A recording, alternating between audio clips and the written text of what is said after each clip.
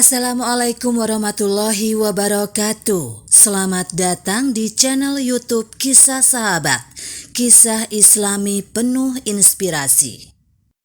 Kisah liang kubur bicara saat Sayyidah Fatimah dimakamkan.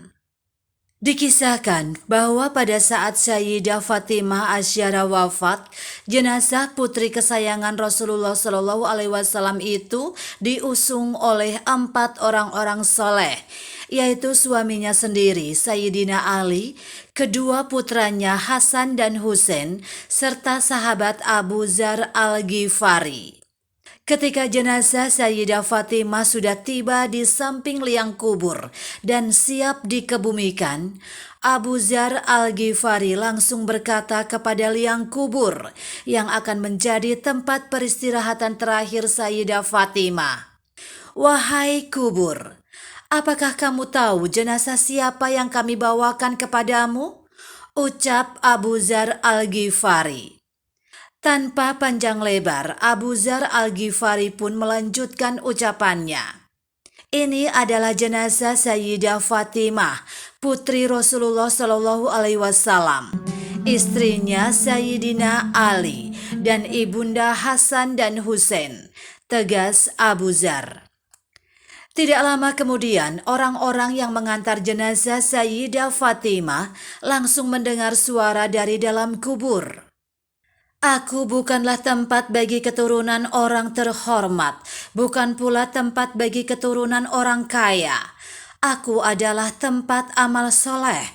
Maka tidak akan selamat dariku kecuali orang yang banyak berbuat kebaikan, orang yang hatinya bersih, dan orang yang ikhlas dalam beramal." Kisah ini dikutip dari Duratun Nasihin fil Wa'zi wal Irsyadi, karya Syekh Utsman bin Hasan Al-Kaubawi.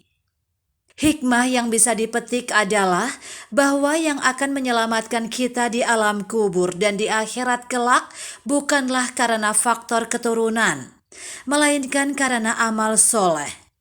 Jangankan kita manusia biasa, Sayyidah Fatimah binti Rasulullah pun ketika akan memasuki alam kubur tetap harus melewati prosedur yang telah ditetapkan.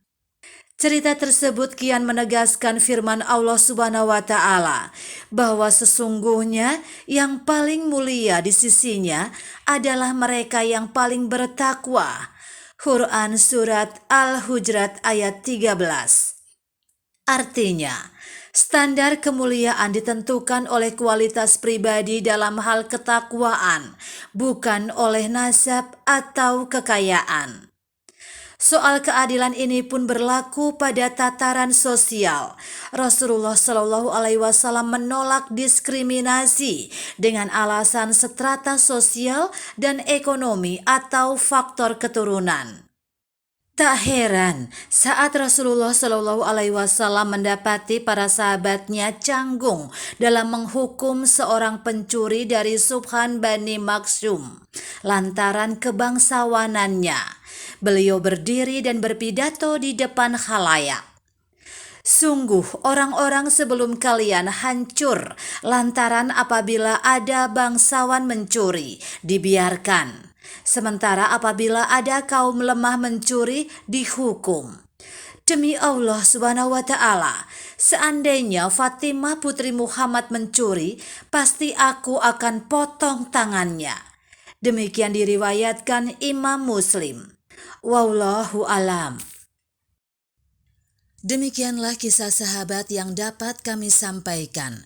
Semoga bermanfaat dan dapat menginspirasi kita semua.